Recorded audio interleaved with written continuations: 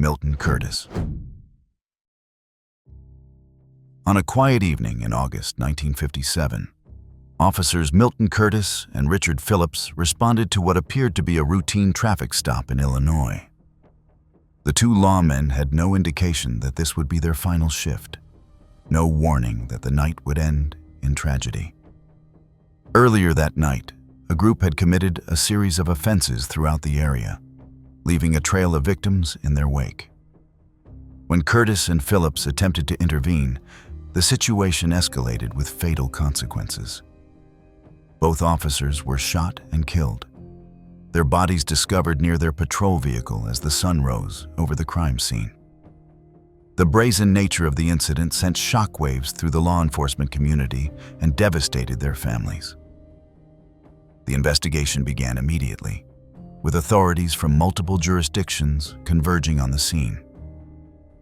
Crime scene technicians worked methodically, photographing every angle and collecting any potential evidence. Physical evidence gathered at the scene included fingerprints lifted from surfaces and handwriting samples from various locations connected to the events of that night. Investigators painstakingly cataloged every piece of evidence, documenting chain of custody and preserving materials in the best manner available with 1950s technology. The case drew significant attention, with multiple agencies collaborating to identify those responsible. Detectives worked around the clock in the initial days, interviewing witnesses who had been in the vicinity and tracking down individuals with known criminal histories. For decades, the evidence sat in storage as investigative techniques evolved around it. The fingerprints and handwriting samples remained carefully preserved in evidence lockers, waiting for the day when science might catch up to their potential. The case file was reviewed periodically by new generations of detectives, each hoping they might spot something their predecessors had missed. The families of the fallen officers continued to seek answers, attending police memorials and keeping the memory of Curtis and Phillips alive through their advocacy and determination. The passage of time did not diminish their need for closure or their determination to see the case resolved. The breakthrough came when fingerprint analysis technology advanced significantly, allowing investigators to re-examine the evidence with fresh eyes and new tools. The prints lifted from the scene decades earlier were carefully removed from storage and run through updated computerized databases that could compare thousands of prints in minutes. The system yielded a match to Gerald Mason, whose fingerprints had been entered into the system following subsequent arrests. Additional handwriting analysis using modern forensic techniques corroborated the connection, linking Mason definitively to the scene through multiple independent forms of evidence. This convergence provided the foundation prosecutors needed to move forward. Gerald Mason was born in 1935 and had accumulated a history of run-ins with the law over the years. At the time of the officers' deaths, Mason was part of a group that had committed multiple offenses that evening across the region. When confronted by Curtis and Phillips during their traffic stop, Mason made a split-second decision that would haunt him for the rest of his life and destroy two families. In later statements to investigators, Mason admitted his actions, saying he believed it was either the officers or himself. His words revealed a mindset driven by panic and self-preservation rather than calculated intent, though such explanations offered little comfort to those mourning the slain officers. Following his identification through forensic evidence, Mason was arrested and transported back to Illinois to face justice. He was charged with 2 counts of first-degree homicide, 1 for each fallen officer. The weight of evidence against him was overwhelming and irrefutable.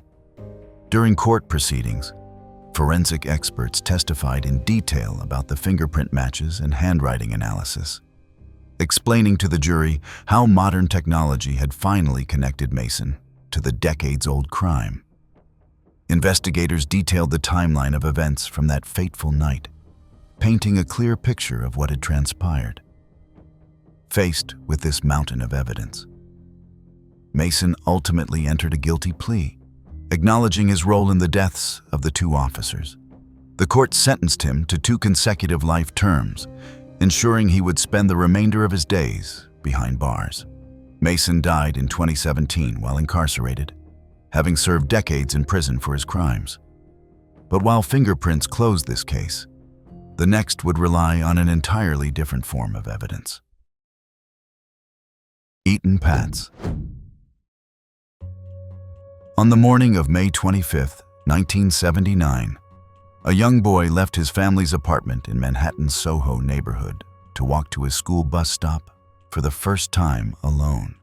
His parents had decided he was ready for this small measure of independence. He never arrived at the bus stop, vanishing somewhere during the 2-block journey. The disappearance sparked one of the most extensive missing person investigations in New York City history, fundamentally changing how America viewed childhood safety and stranger danger. The initial search involved hundreds of law enforcement personnel from multiple agencies combing through the neighborhood, block by block, building by building. Officers knocked on every door, searched every basement, checked every business.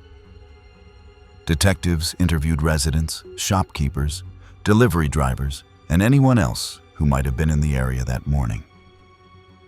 His parents distributed flyers throughout the city, plastering poles and walls with his photograph and desperate pleas for information.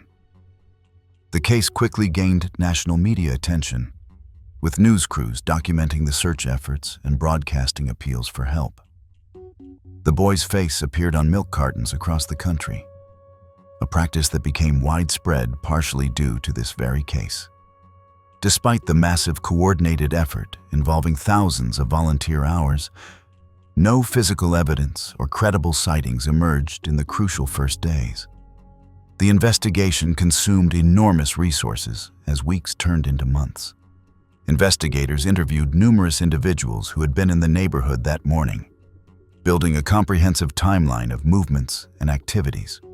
One person of interest worked at a bodega near the family's apartment, and police questioned him extensively, but no evidence connected him to the disappearance. The investigation expanded beyond the immediate neighborhood, following leads across multiple states as reports of possible sightings came in from around the country. Detectives followed up on each tip, no matter how unlikely. But each promising lead led nowhere and ended in disappointment. The case became emblematic of every parent's worst nightmare, representing the vulnerability of children in urban environments. Years passed with no resolution, then decades. The boy's parents held annual vigils and continued advocating for missing children, channeling their profound grief into action that might help other families. The breakthrough came in 2012, when Pedro Hernandez, a former bodega employee, confessed to authorities after keeping his secret for 33 years. Hernandez told investigators he had lured the boy into the basement of the store where he worked, ending his life before disposing of the body in a trash bag that was later removed by sanitation workers. The confession came after Hernandez spoke to family members and a prayer group about his involvement in the case, prompting them to contact police with this shocking information. However, the case presented significant and unusual challenges for prosecutors who were accustomed to building cases on physical evidence. No physical evidence connected Hernandez to the crime after more than 3 decades had passed. The basement where the incident allegedly occurred had been renovated multiple times over the years, with floors replaced and walls rebuilt, eliminating any potential forensic evidence that might have existed. The body was never recovered, leaving investigators without crucial physical proof that could corroborate the confession. Defense attorneys argued vigorously that Hernandez had documented mental health issues and a history of making false statements to authority figures, casting significant doubt on the reliability of his confession.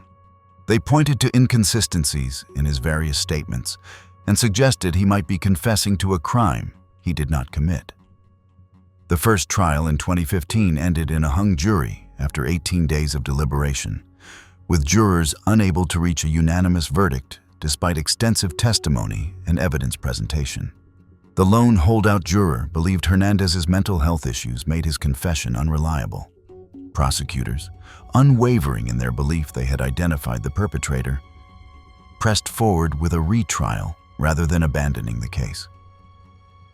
In 2017, after a second lengthy trial, a jury found Hernandez guilty, and he received a sentence of 25 years to life in prison. While this case found resolution through confession, the next investigation would depend on scientific breakthroughs that did not exist when the crime occurred.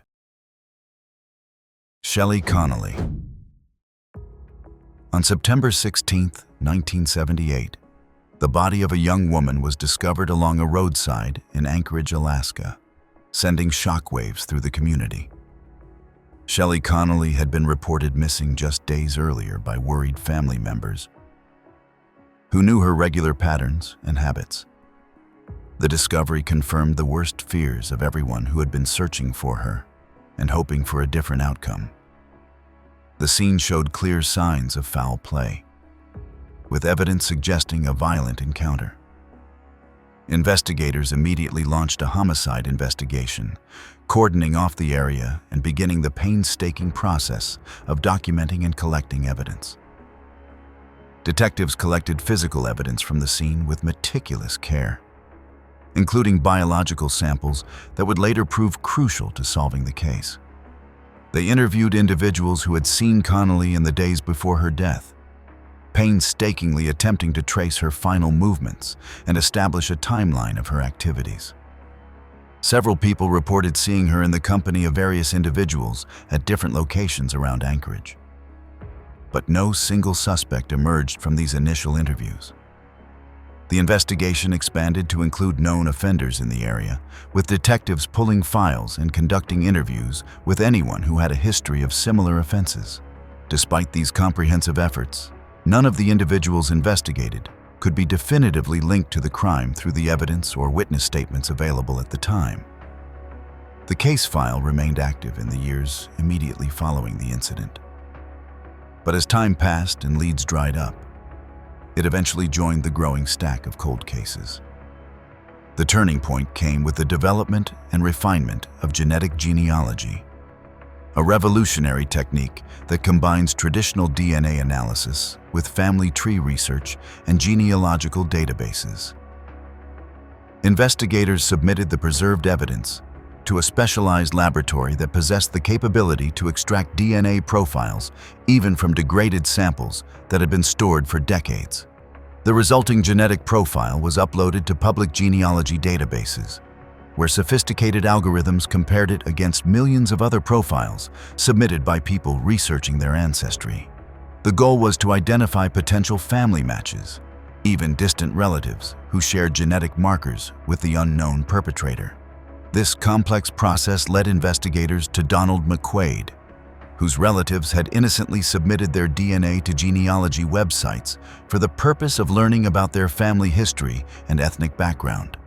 Professional genealogists worked backward through family trees spanning multiple generations, identifying common ancestors and methodically narrowing down the pool of potential suspects. McQuaid emerged as the strongest match based on genetic proximity and age range. Investigators began building a comprehensive case against him, obtaining additional evidence and constructing a detailed timeline that placed him in Alaska at the time of Connolly's death. They verified his whereabouts through old records, employment history, and other documented proof of his presence in the region. McQuaid was arrested and faced charges related to Connolly's death after investigators presented their findings to prosecutors. The evidence against him was substantial and multifaceted, combining the DNA match with circumstantial evidence placing him near the crime scene. During the trial, forensic experts took the stand to explain in detail how genetic genealogy works, educating the jury about this relatively new investigative tool and its reliability. They described the process of extracting DNA, building genetic profiles, and using family tree analysis to identify suspects. The jury found McQuaid guilty after deliberating on the evidence presented throughout the trial, and he received a significant prison sentence that would keep him behind bars for the remainder of his life. The next case would also hinge on DNA evidence, but with a chilling connection to a serial predator.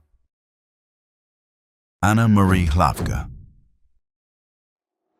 In the early morning hours of July 24, 1979, Anna Marie Hlavka was found deceased in her apartment in Portland, Oregon, ending a young life full of promise and potential. The discovery shocked the tight-knit community where Hlavka had been building her life and pursuing her dreams. Neighbors and friends struggled to comprehend how such a terrible thing could happen in their peaceful neighborhood. Hlavka had been spending time with friends the previous evening before returning to her residence, and nothing about her activities or behavior suggested she was in any danger or anticipated anything unusual. Investigators from the Portland Police Bureau collected evidence from the scene with great care, including biological samples that would be preserved for decades in the department's evidence storage facilities. For nearly 40 years, Hlavka's case file sat in storage while forensic science evolved and advanced around it. Her family never stopped wondering what happened and who was responsible for taking their loved one from them. They held on to hope that someday, somehow, answers would come. The Portland Police Bureau kept the evidence meticulously preserved, understanding that future technology might provide answers that were impossible to obtain in 1979. This foresight and commitment to proper evidence storage would prove critical decades later when new forensic techniques became available. In 2019, investigators submitted the preserved evidence for advanced DNA testing using modern extraction and analysis methods that could recover genetic material from degraded samples.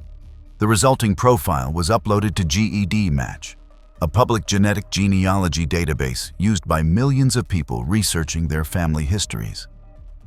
The analysis revealed a match to relatives of Jerry Walter McFadden, a man who had already been executed in Texas in 1999 for unrelated crimes committed years after Hlavka's death.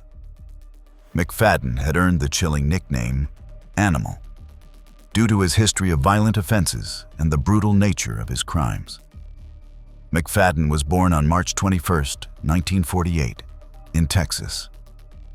His criminal history painted a disturbing picture of escalating offenses. Records show he had accumulated multiple convictions between 1972 and 1978, serving time in prison before being paroled in 1985.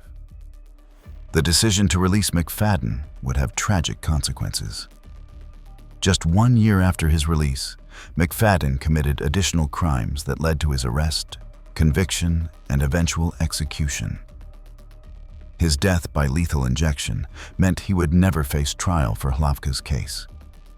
But the DNA match provided definitive answers about who was responsible for her death. The revelation that McFadden was responsible for Hlavka's death brought profoundly mixed emotions to her family. While they finally knew the truth after 4 decades of uncertainty and grief, they were denied the opportunity to see justice served in court, to confront the perpetrator, or to deliver victim impact statements. The posthumous identification highlighted both the remarkable power of genetic genealogy to solve seemingly impossible cases and the frustration inherent in situations where perpetrators die before being held accountable. Investigators noted that McFadden's parole in the mid-80s had enabled him to commit further offenses, raising serious questions about the criminal justice system's handling of violent offenders and parole board decisions. The Portland Police Bureau announced the resolution in February 2019 during a press conference attended by investigators who had worked on the case and members of Hlavka's family. The announcement brought closure to a case that had haunted the city for 4 decades and provided answers to questions that had tormented Hlavka's loved ones. From one predator to another, the next investigation would reveal a pattern of taunting that lasted over a decade. April Marie Tinsley. On April 1, 1988, a young girl vanished while walking to a friend's house in Fort Wayne, Indiana, during what should have been an ordinary spring afternoon. Her disappearance triggered an immediate and massive search involving hundreds of volunteers from throughout the community and law enforcement personnel from multiple agencies. Neighbors organized search parties, distributing flyers and canvassing the neighborhood for any sign of the missing girl. 3 days later, her body was discovered in a ditch approximately 20 miles from where she was last seen, confirming the community's worst fears and transforming a missing person case into a homicide investigation. Investigators collected evidence from the scene with painstaking care, including items that contained DNA evidence that would eventually prove crucial to solving the case. The investigation involved extensive interviews with residents throughout Fort Wayne, particularly those who lived near where she was last seen and in the area where her body was found. Detectives worked around the clock, following up on tips, checking alibis, and examining potential suspects. Despite these comprehensive efforts, involving hundreds of investigator hours and volunteer assistance, no suspect emerged from the initial investigation.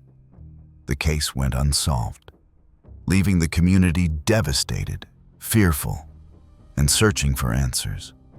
What made this case particularly disturbing and unique was what happened in the years following the initial investigation. In 1990, authorities discovered threatening notes left in various locations around Fort Wayne. The notes referenced the case directly and contained details that only the perpetrator would know, creating fear throughout the community. Investigators analyzed the notes for fingerprints, handwriting characteristics, and any other evidence that might identify their author.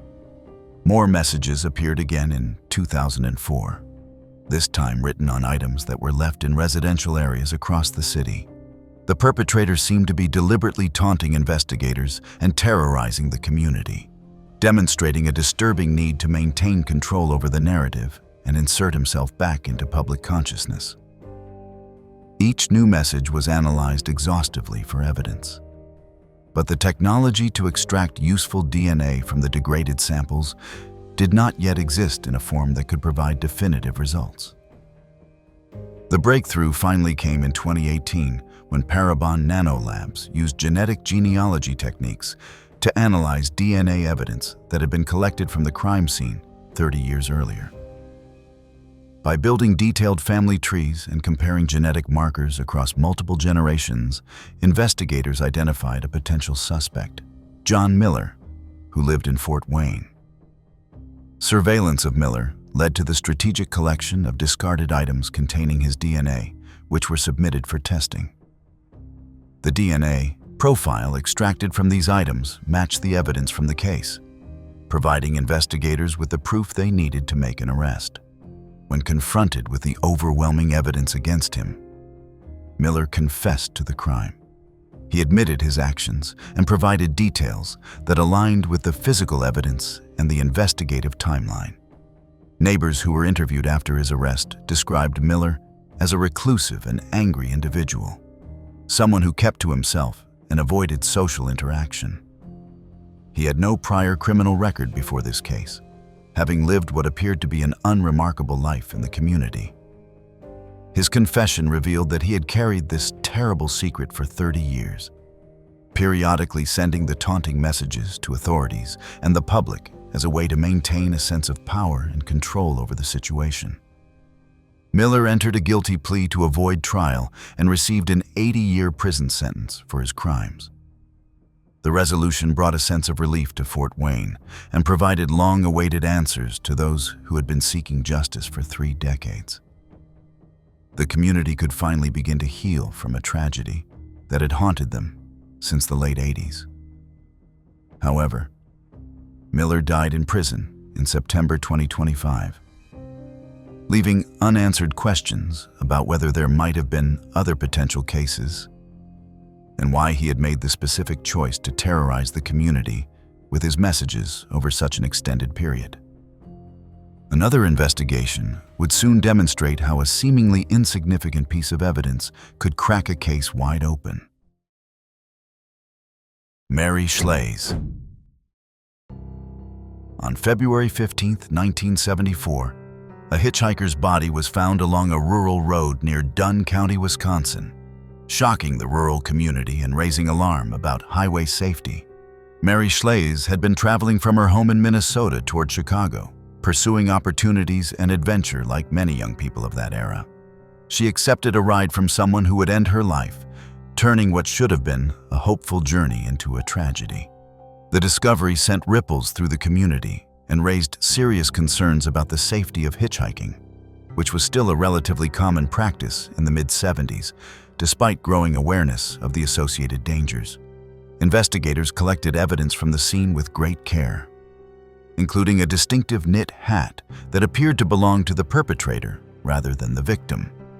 This hat would ultimately prove to be the key piece of evidence that cracked the case 50 years later. Detectives interviewed individuals who had been in the area during the relevant time frame, questioned gas station attendants and restaurant workers along the highway, and explored any potential connections to Schlaze that might explain what happened. They canvassed truck stops and rest areas, knowing that these locations were common pickup points for hitchhikers. For 5 decades, the knit hat and other pieces of evidence remained in evidence storage, waiting patiently for the day when science might catch up to their potential. As DNA technology advanced throughout the 80s, 90s, and into the 21st century, cold case investigators periodically reviewed unsolved homicides, looking for cases that might benefit from new forensic approaches and technologies. The Schlaze case was eventually selected for re-examination, and the hat was submitted to Ramapo College's genetic genealogy program for advanced DNA analysis. Researchers at the college spent over a year meticulously building family trees, analyzing genetic markers from the DNA extracted from the hat, and working backward from DNA relatives identified in public databases. The process required extraordinary patience, attention to detail, and expertise in both genetics and genealogical research. This painstaking investigative work eventually led authorities to John Miller, who was in his 80s and living in Minnesota. The fact that Miller had been adopted decades earlier complicated the genealogical research significantly, requiring researchers to build multiple family trees and trace lineages through both biological and adoptive families. Investigators obtained additional evidence through surveillance and built a comprehensive case demonstrating that Miller had been in Wisconsin on the day Schlaze disappeared. They verified his whereabouts through old employment records, vehicle registrations, and other documented proof of his presence in the area. The circumstantial evidence, combined with the DNA match from the hat, provided prosecutors with a strong foundation for charges. When presented with the overwhelming evidence against him, Miller confessed to the crime. He admitted to picking up Schlaze while she was hitchhiking along the highway and acknowledged his responsibility for what happened next. The confession aligned with the physical evidence that had been collected 5 decades earlier and with the timeline established by investigators. In March 2025, Miller was sentenced to life in prison for his crimes. At 84 years old, he would spend whatever time remained to him behind bars, finally being held accountable for actions he had taken half a century earlier.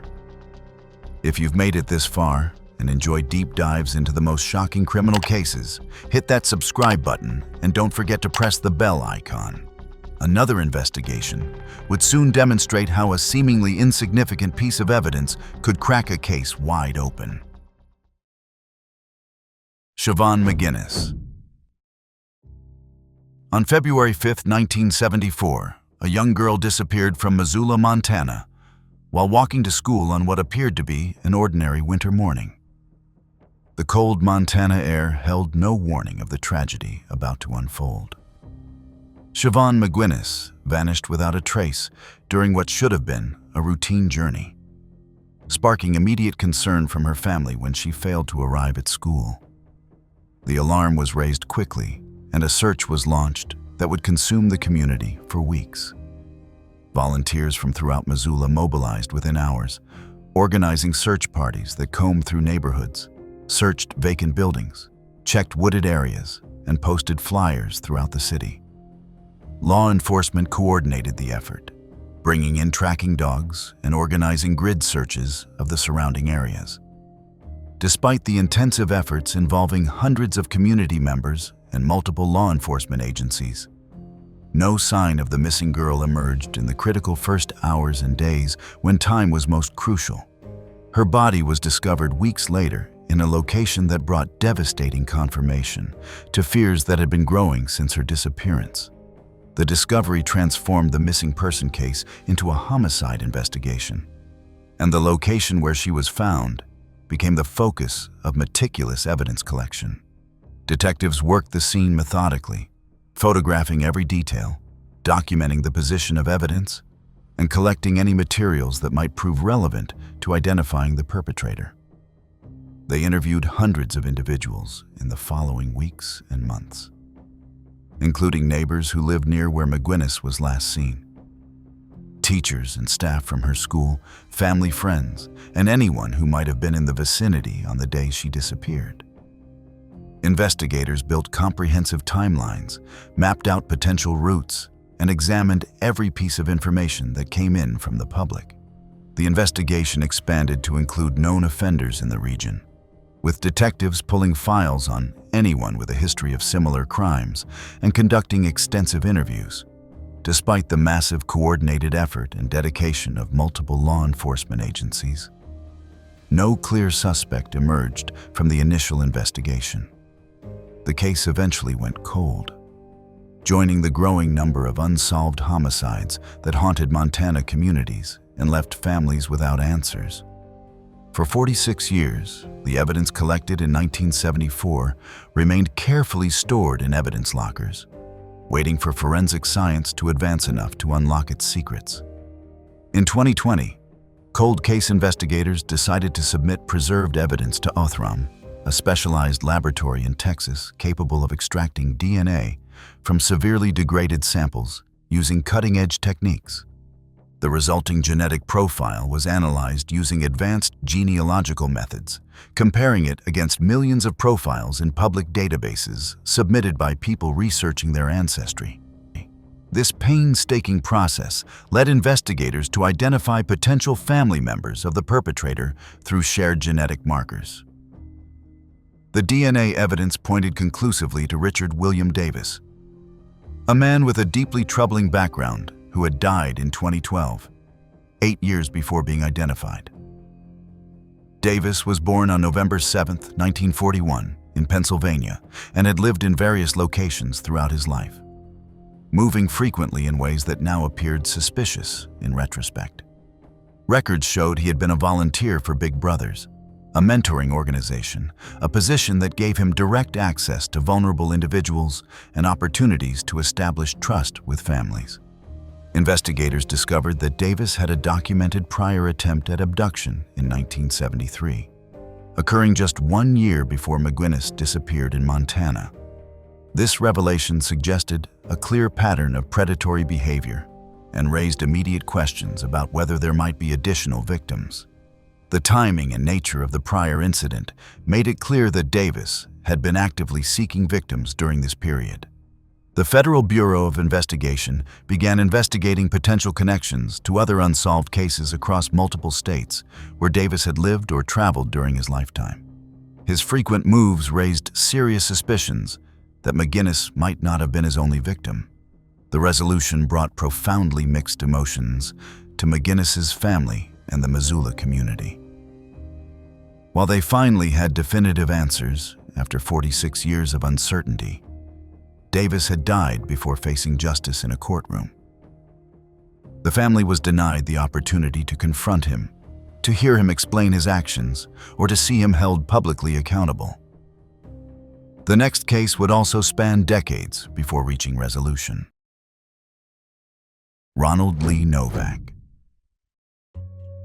On May 29, 1983, Ronald Lee Novak was found deceased in his rural Iowa home under circumstances that immediately raised suspicions of foul play among responding officers. The discovery shocked the small farming community where Novak had been a familiar and respected presence for years. Neighbors knew him as a quiet man who kept to himself but was always willing to help when needed.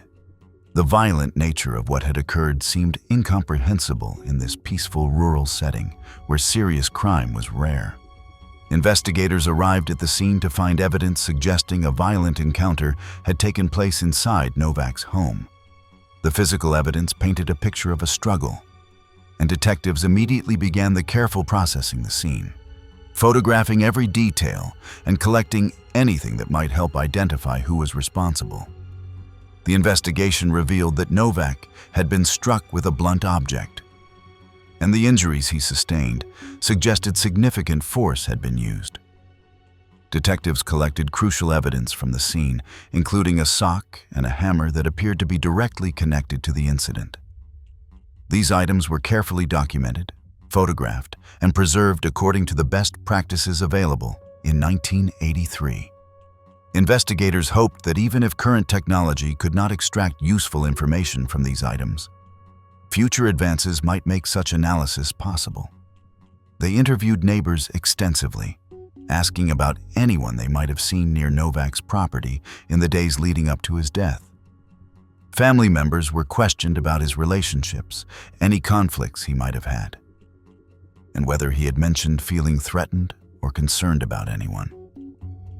The rural location meant there were fewer potential witnesses compared to an urban setting, making the investigation more challenging. Houses were spread out, and it was entirely possible for someone to come and go without being noticed by neighbors. Despite the dedication of investigators who worked the case intensively in the weeks and months following Novak's death, no clear suspect emerged from the initial investigation. The evidence was cataloged and stored. The interviews were documented in detail. But without a viable suspect or forensic technology capable of analyzing the biological evidence, the case eventually went cold. It joined other unsolved homicides in the files of Iowa law enforcement, waiting for the day when new techniques might breathe life back into the investigation. For over 40 years, the evidence sat carefully preserved in climate-controlled storage facilities, while DNA technology evolved dramatically. The sock and hammer that had been collected in 1983 were maintained according to strict protocols, though the science needed to analyze them effectively did not exist at the time they were collected. Novak's family continued to seek answers throughout the decades, wondering who had ended the life of their loved one and what possible motive could explain such an act. Local law enforcement never forgot the case, with new generations of detectives periodically reviewing the file and hoping for a breakthrough that might bring justice. The turning point came in 2024, when advanced DNA testing was performed on the preserved evidence using techniques that would have seemed like science fiction in 1983. Modern extraction methods allowed scientists to recover genetic material from the sock and hammer that had been impossible to detect with older technology. The analysis produced a genetic profile that was then compared against genealogy databases containing millions of profiles submitted by people researching their family histories. The match probability was staggering and virtually eliminated any possibility of coincidence. Experts calculated odds in the trillions to 1, providing investigators with scientific certainty about the identity of the person whose DNA was on the evidence. This overwhelming statistical evidence led investigators to Michael Schappert, who had lived in the area at the time of the incident and whose profile matched the genetic material recovered from the crime scene. Schappert was born around 1961 and was one of 3 brothers who grew up in the region. He had hitchhiked extensively in his youth, a common practice at the time, and later married in the 1990s, eventually having 2 daughters. From outward appearances, he had lived what seemed like a normal life, working various jobs and raising his family without attracting attention from law enforcement. His ex-wife, when contacted by investigators during the investigation, noted that Schappert had always been secretive and guarded about certain aspects of his past and his activities. She mentioned that he would sometimes disappear for periods without clear explanation and was reluctant to discuss certain topics. While she had never suspected involvement in anything criminal, Looking back on their relationship with this new information, certain behaviors and evasions took on new significance. When questioned by authorities following his identification through DNA evidence, Shepard admitted being present at Novak's home on the day of the incident, but claimed he had been injured during the encounter. His statements raised more questions than they answered, and investigators found inconsistencies in his account that suggested he was not being fully truthful. The nature of his admission, combined with the physical evidence, painted a picture that contradicted his version of events. Investigators believed, based on the evidence and witness statements, that there might have been accomplices involved in what happened to Novak. The motive appeared to be related to theft or robbery. Though the full circumstances of what transpired that day in 1983 remained somewhat unclear even after Shepard's arrest. Shepard was arrested in May 2025 and transported to Iowa to face charges related to Novak's death. The DNA evidence against him was overwhelming, with the match probability leaving virtually no room for doubt. For Novak's family, the arrest brought answers after more than 4 decades. While this case involved rural Iowa, the next investigation would unfold in suburban Maryland. Catherine Donahue. On November 15, 1979, Catherine Donahue was found deceased in Prince George's County, Maryland, shocking the community and launching an intensive investigation that would span decades. The discovery occurred in an area that residents had long considered safe and family-friendly, making the incident particularly unsettling and creating fear throughout the neighborhood. News of what had happened spread quickly through the community, with residents locking doors and questioning whether they truly knew their surroundings as well as they had believed. Investigators arrived to find evidence suggesting a violent encounter had taken place, and they immediately began the careful and methodical process of collecting and preserving everything that might prove relevant to identifying the perpetrator. The scene was photographed extensively from multiple angles. Every item was documented in detailed notes, and evidence collection followed strict protocols to ensure nothing would be compromised. Detectives gathered biological evidence from the scene that would later become crucial to solving the case more than 4 decades in the future. They interviewed residents of the area extensively, going door to door and asking if anyone had seen or heard something unusual around the time of the incident. Friends and acquaintances of Donahue were questioned about her activities, relationships, and whether she had mentioned feeling threatened or concerned about anyone. The investigation expanded methodically to include individuals with criminal histories in the region, particularly those with records of similar offenses. Detectives pulled files, conducted interviews, and checked alibis for numerous potential suspects. Despite these comprehensive efforts involving hundreds of investigator hours and multiple agencies working in coordination, no suspect could be definitively connected to the crime through the evidence available at that time. The case went unsolved, becoming one of many cold cases that haunted the Prince George's County Police Department and left families without the closure they desperately needed. The evidence collected in 1979 was carefully stored in temperature-controlled facilities, even though the technology to analyze it effectively would not exist for decades. Donahue's family endured years of uncertainty and grief, never knowing who was responsible or why their loved one had been targeted. The case file was reviewed periodically as new investigative techniques became available. However, no breakthrough occurred for 45 years.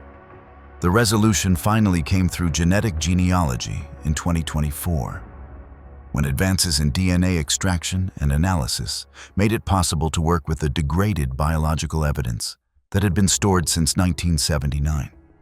DNA extracted from the preserved evidence was uploaded to genealogy databases, where it was compared against millions of others, profiles submitted by people innocently researching their family histories and ancestry.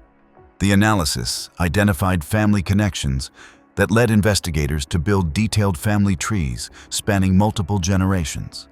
This genealogical detective work identified Roger Zotis Brown as a strong suspect based on genetic proximity and other factors.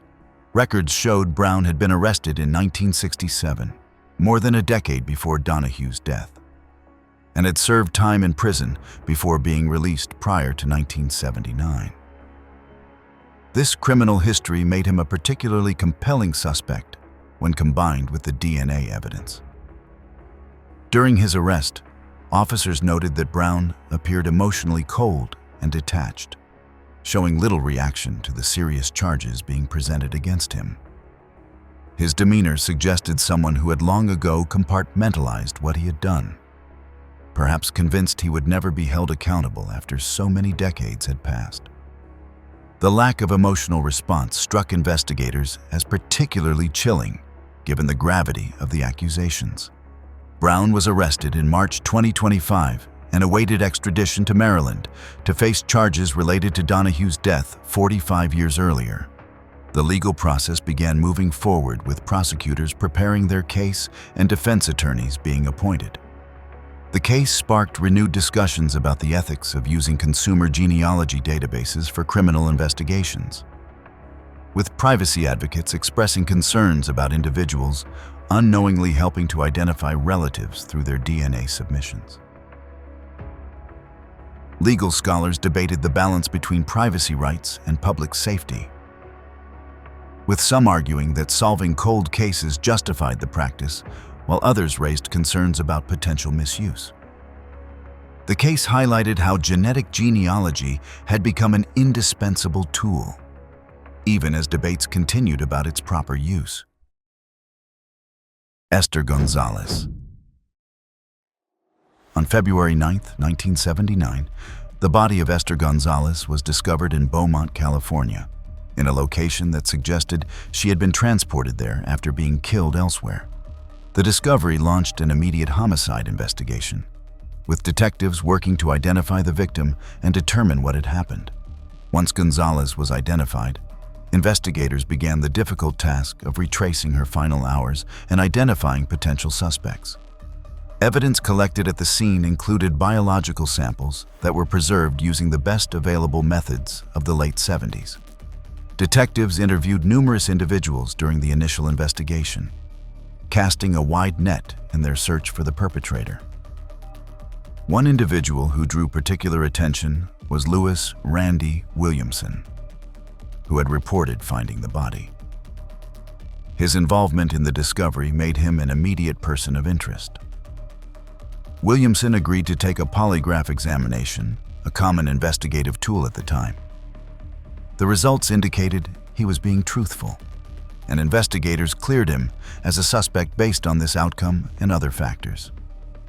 The case eventually went cold, with no other viable suspects emerging despite extensive investigation.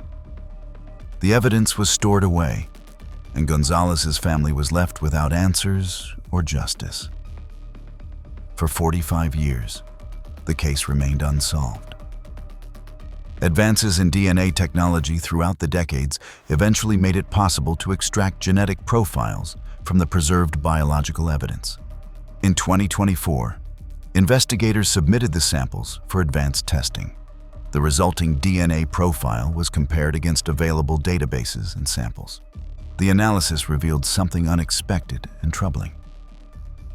The DNA matched Lewis Williamson, the same man who had passed the polygraph examination in 1979 and been cleared as a suspect. Williamson had died in 2014, meaning he would never face trial for the crime. The revelation highlighted the significant limitations of polygraph examinations, which are not admissible as evidence in most courts precisely because they can produce unreliable results and can be manipulated by certain individuals. Authorities announced the resolution in November 2024, confirming that Williamson was responsible for Gonzalez's death based on the DNA match. The case demonstrated how someone could pass a polygraph examination despite being guilty, underscoring why DNA evidence had become the gold standard in forensic investigations. For Gonzalez's family, the revelation brought answers, but also frustration that Williamson had lived for 35 more years after the crime without being held accountable. Nancy Anderson. On January 7, 1972, Nancy Anderson was found deceased in her Honolulu apartment, shocking the Waikiki community and launching what would become one of Hawaii's longest-running cold cases. The scene suggested a violent encounter, and investigators immediately began processing evidence and interviewing potential witnesses. Anderson had been living in Hawaii while working and enjoying island life, and her death sent ripples of fear through the community. Detectives collected evidence from the apartment, including a towel that contained biological material. They interviewed neighbors, co-workers, friends, and anyone who might have information about Anderson's activities or encounters in the days before her death. The investigation pursued multiple leads, but despite the efforts of dedicated investigators, no suspect could be definitively identified. The case went cold, becoming one of dozens of unsolved homicides that would haunt the Honolulu Police Department for decades. The turning point came in 2021 when genetic genealogy techniques were applied to DNA extracted from the preserved towel. The resulting profile was uploaded to genealogy databases and compared against millions of other genetic profiles. The analysis identified family connections that led investigators to Tudor Chirila, a former attorney who had once served as a deputy attorney general in Nevada. The revelation that a former law enforcement official was connected to the case shocked investigators. Chirila had a previous arrest for attempted abduction, though the charges had been dropped. His legal career following Anderson's death raised disturbing questions about how someone capable of such an act could work in the criminal justice system for years without detection. In 2022, Chirila was indicted for Anderson's death and arrested in Nevada. He fought extradition to Hawaii, creating additional delays in the legal process. The evidence against him included the DNA match from the towel and other circumstantial evidence. However, before the case could go to trial, events took an unexpected turn. Chirila died in December 2023 while in custody, awaiting trial. His death meant that the case would never be fully adjudicated in court, and many questions about the details of Anderson's death would remain unanswered. This was all from our side today. Thanks for watching. Click here to check out another video.